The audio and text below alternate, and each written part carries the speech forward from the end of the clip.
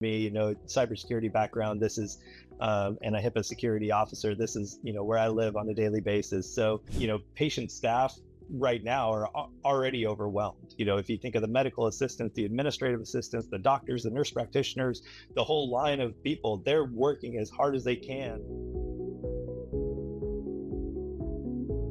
Hi, today we have an expert from the healthcare industry, Chris Patterson, the Chief Technology Officer of Florida Orthopedic Institute. He's committed to leveraging cutting-edge technologies like AI, and his goal is to drive innovation that further enhances patient experience. With over 20 years of experience in the tech industry, Chris has been at the forefront of implementing advanced IT solutions. He has developed custom software technologies, including cybersecurity, cloud computing, and AI-driven healthcare improvement. Chris has a master's degree in cybersecurity and has over a decade of experience serving as a HIPAA manager for various organizations. Chris ensures that all healthcare operations complies with the highest standards of data privacy and security. His leadership has been instrumental in transforming healthcare operations and safeguarding sensitive patient information. So hi Chris, thank you very much for joining us on this podcast. I'm really excited to have you on this. We were eagerly waiting for you to give a go ahead and help us take this podcast to the next level. And me too. I think really excited. And I'm sure that our conversation today is going to bring a lot of insights to the overall why involved community. So thank you very much. I want to start with a bunch of questions related to your expertise, and then taking us into how you think AI and ML particularly is going to help us leverage certain technologies into bringing better practices into the healthcare technology industry. So what I want to start with by asking you the question is that where do you see AI taking us as far as HIPAA compliance is concerned? Yeah, HIPAA compliance is always a tough area. I mean, for a practice to spend a huge amount of time combing through audit logs, looking at what each employee does and trying to determine how the intent behind those is very difficult. But it's something that AI is extremely good at. Computers don't get tired of looking at the same data over and over again. They don't get tired of combing through logs that are 25 million entries long, but they can put the detail necessary to make sure that that's being done properly. And we can do that before with machine learning and things like that. And where AI is really bringing that next bar up is by saying, what is the intent that this person is trying to do? Instead of just saying these records were flagging as suspicious, instead of putting honeypots in and things like that, what AI is able to do is summarize the use case of that employee, summarize their normal workflow, and then identify, does this match their normal workflow? And that's where I think the biggest impact from AI will be. Okay, that's really interesting, and I think that leads me naturally into the next question, because obviously when we talk about HIPAA compliance, a lot of it revolves around PHI or protected health information.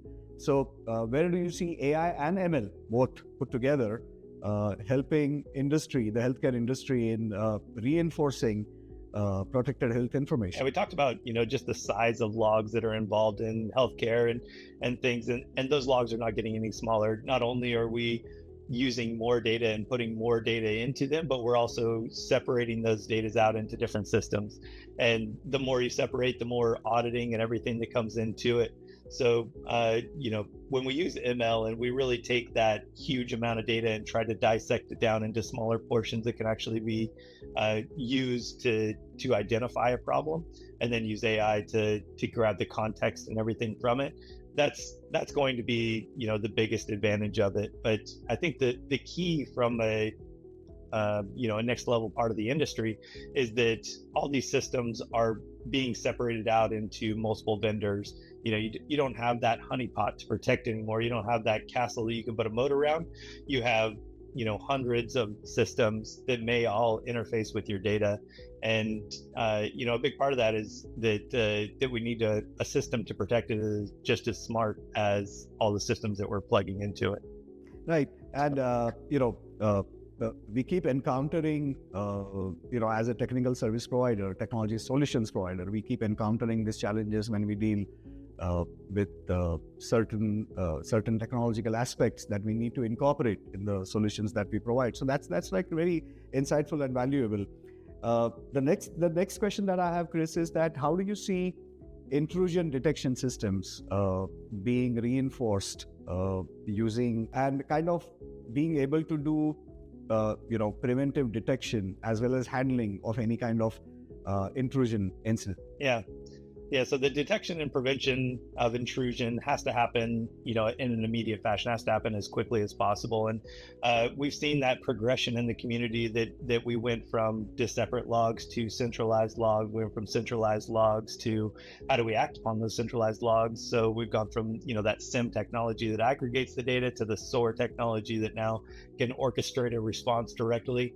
But those are largely still based on rule sets. And as we've seen in the industry, we went from antivirus, which is, rule-based, to heuristic-based detection to say, what kind of scripts would be run and things like that. But again, kind of moving back to that intent model, because that's going to be the biggest thing with AI, is going to be how do we judge the intent of these actions? So with IDP and intrusion detection as a whole, it'll be incredibly important to be able to do that in a real-time fashion. So be able to reach out to the AI, get the interpretation, get it back, and block that communication channel in near real time. And doing it from an auditing perspective is always going to be necessary. It's always going to be a deeper dive. But the more that we can plug AI into the front end load, being able to see the traffic in real time and being able to make assumptions based off of that, the more that it can make the appropriate response in real time as well. Okay. Yeah. Again, something that continues to, for lack of better word, I'm saying haunt the industry, but also the industry is adapting into these standards. In our understanding, one of the most prominent threats or a potential threat that the industry tries to deal with, insider threats or using protected information for personal gain.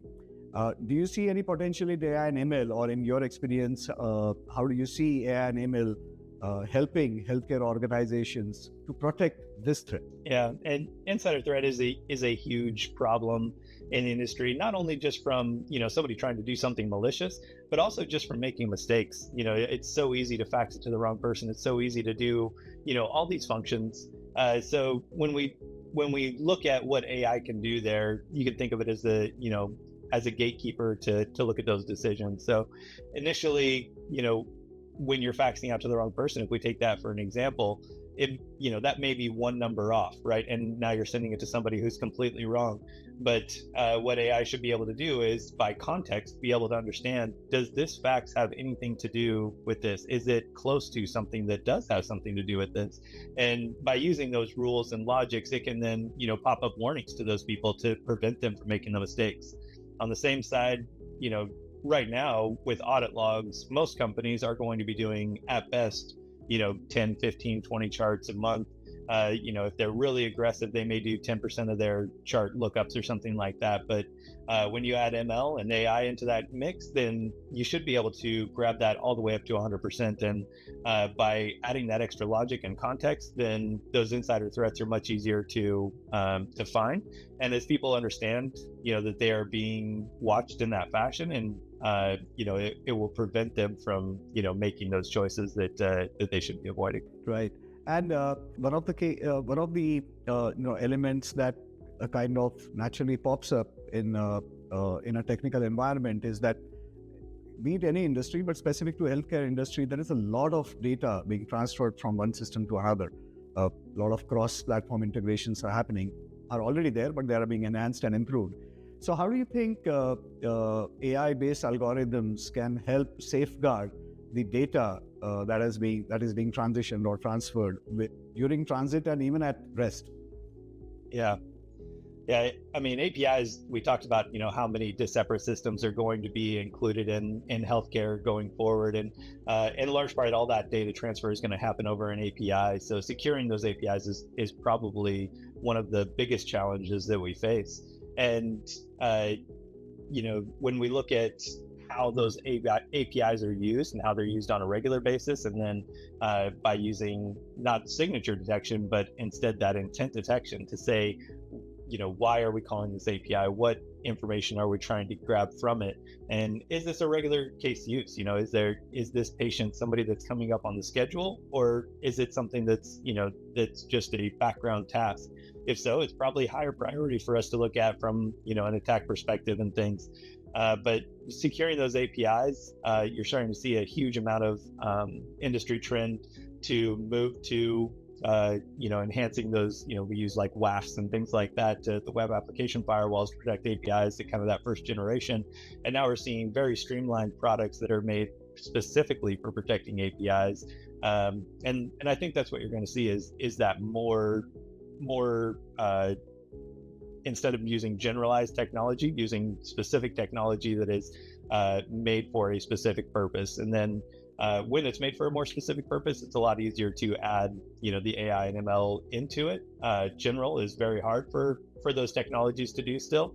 But as we get down to specific tasks and a specific API that you're protecting and things like that, then incorporating those technologies can happen much faster than, the 10 years or so that we're probably looking at for more of a generalized AI type technology. Yeah. So as an offshoot of that topic, do you see a lot of technical business opportunities as well as solution opportunities emerging for businesses that specialize in providing these AI-backed algorithms to protect data transit, data, APIs, etc.? Do you see a lot of specialized technical solutions emerging in the industry? Yeah, I think one of the more promising areas that we're seeing is the homomorphic encryption area. So what this has the ability to do is take a data set that is encrypted with these encryption techniques and still allow transforms to happen on that data set. So as we move to an industry where we continually have to send data out to third parties, instead of that data being decrypted at every stage, because humans are, we can't understand encryption, so we have to decrypt data to process the data. And the current computer systems that we use have to do that as well. But these homomorphic encryption algorithms promise the ability to be able to transform that data while encrypted. And that could be a huge game changer to protect that patient data through the journey. Think of like an X-ray, and it being looked at by an AI algorithm to detect for cancerous cells. If it doesn't need to decrypt the data in order to look for those, those flags in the image, then at no point do we need to worry about that data being pushed out or lost to an attacker or something along those lines. So reducing the number of areas that the data is decrypted and reducing definitely the number of times that the data sits decrypted in a storage container is a huge area for moving back to a more secured patient health and information experience. Okay, that's really insightful, and this is something that I believe organizations like us who are trying to evolve into the healthcare technology space, I think we can certainly focus on solutions revolving around this area. So that's really insightful. The next question obviously is, I would say it appears very cliche and has been spoken about for the last 20 years, but when we speak about increased digitization, that's been the mantra for the last 20 years, but that's an ever-growing need. Information is required at all points, not only for the end user, patients in this case, but also service providers. And then there is a lot of transfer of data happening between systems and devices. Given that context, in your opinion, what is the most significant or largest threat that you see in this entire equation? Yeah, digitizing healthcare, as a genie, we're never going to get back in the bottle, right? This is the new way to exchange information in our world today. So everything necessitates us being digital to do that. But we still have a lot of areas where there's an off-internet use of equipment that then has to be uploaded. A lot of the metrics and things for measuring patient progress and in areas like that are still largely independent of an internet connectivity device and things like that. What we're seeing though in the shift of IoT is including more of that technology in these systems, and that allows them to to have the convenience of being at home allows more of that kind of telehealth experience, to where you don't necessarily have to go in and sit in a doctor's office and wait in a chair. But with each one of those becomes that increased risk of, now we have another piece of equipment that is broadcasting health information. And so leveraging the whitelist and things to narrow that down is only one effort that we can do, using heuristics, using AI, and putting some of those neural processors in that equipment. Then would allow it to make sure, when I'm talking, I need to be talking to a secure authority. And then defining who those secure authorities are is one of the biggest areas. Does your device talk back to a device rep manufacturer and then store the data there, only to be then dropped into the practice data, or does it go directly to the practice data? There's very little need for a lot of those kind of middlemen storage areas. And I think reducing those is a big area that we have to focus on as we continue to digitize healthcare, and getting back to, where is the source of truth for this data, and how do we use data from here and not store it other places? I agree. That kind of makes a lot of sense. And I think obviously that pops the next logical question in my mind, regulations, right? And we had this discussion before, and I think that time you made a point that regulations are generally behind what's happening in the industry, and they take time to formulate the regulations. However, barring those regulations, healthcare organizations still have to protect patient information, protect it, really be sensitive about information. So with the emerging digitization as well as AI and ML coming in, how do you see that being leveraged for risk management as far as regulations are concerned? But keeping regulations aside, how do you see risk management being handled better with AI and ML? Yeah. I mean, the purpose of all the HIPAA standards that we have is that risk management, right? So these two do go naturally hand in hand, and we have seen a lag in the industry of technology comes out, it gets used, it gets misused, it gets regulated, and then everybody conforms to the regulation, and that's been a very cyclical trend in the industry.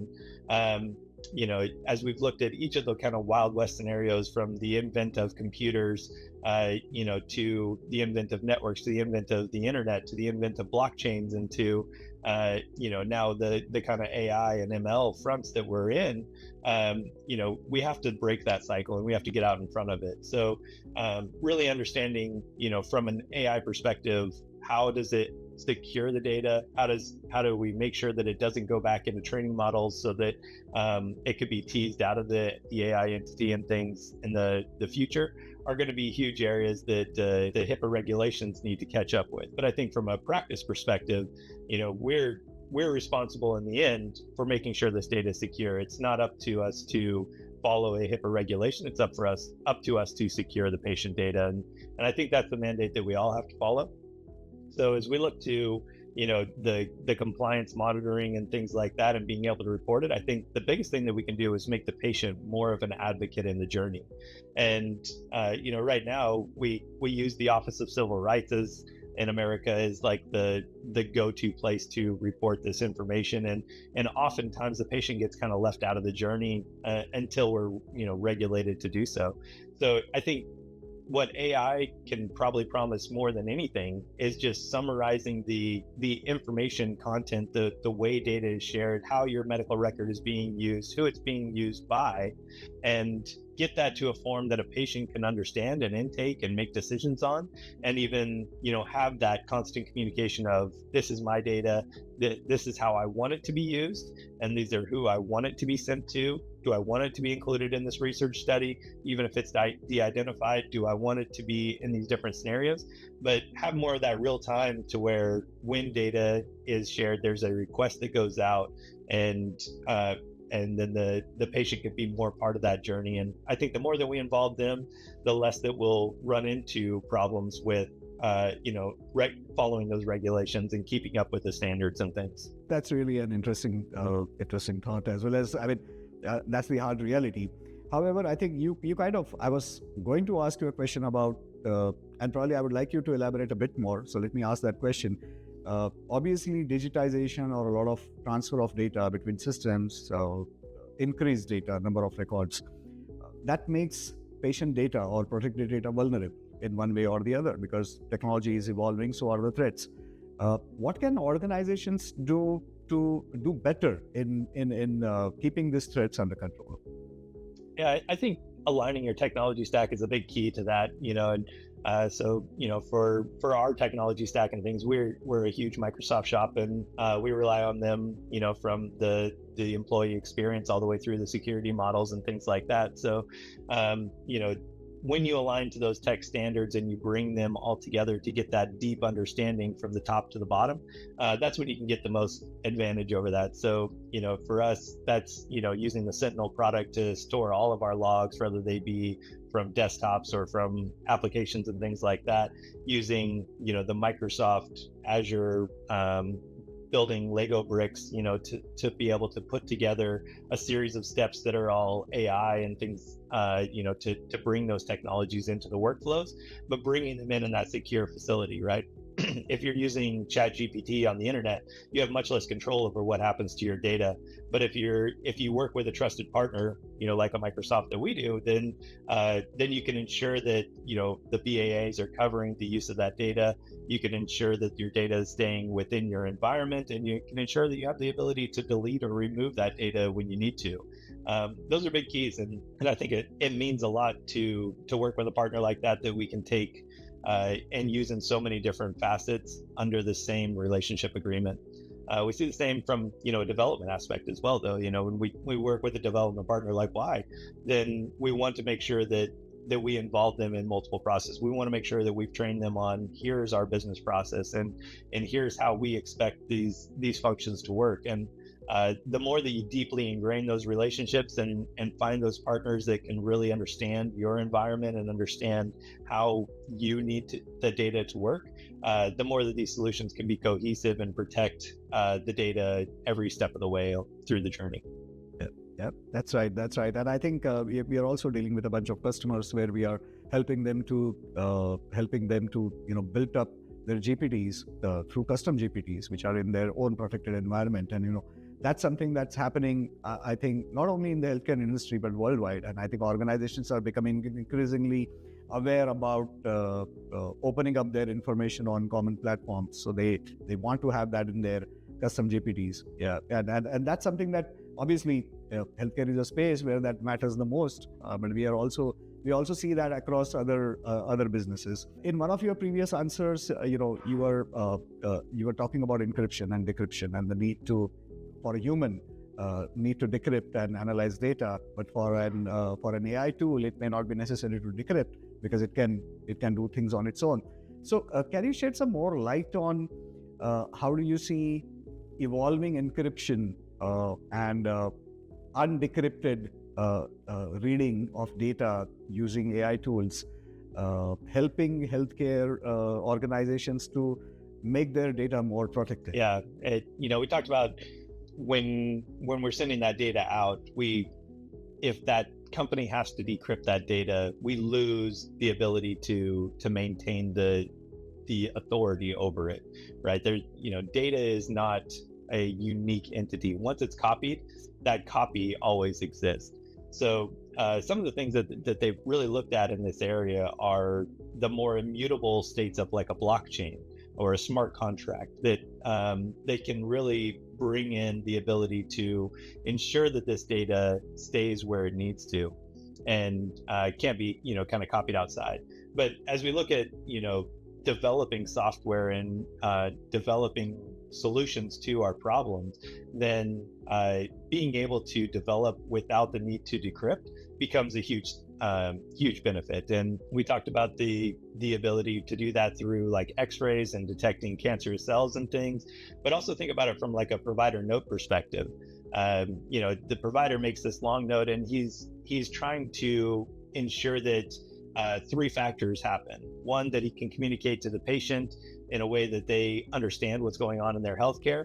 Two, that he communicates to an insurance or a payer that they can understand why they need to pay for this care.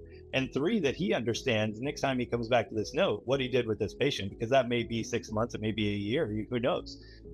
So when we look at that, the provider has to be incredibly detailed in this information. But we talked about wanting to deliver, summaries of that information to a patient, to third parties, to compliance agencies, all these research agencies, things like that. But if we're able to take that in its encrypted form and run those algorithms against it, then we can provide that as a third-party service without, exposing the data. And we can get it to a point, when we're sharing it with like a research institute or something like that, that they can use the data in a de-identified method in an encrypted state, and continue to protect that patient data.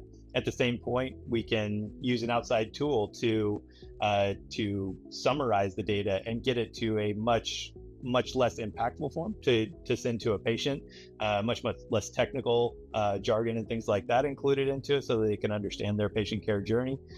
So I think through each one of those phases, we want to integrate more. We want to bring more people into that environment of taking care of the patient, but we want to do so securely. So I think the encryption algorithms that'll let us do that will make a huge impact to the industry.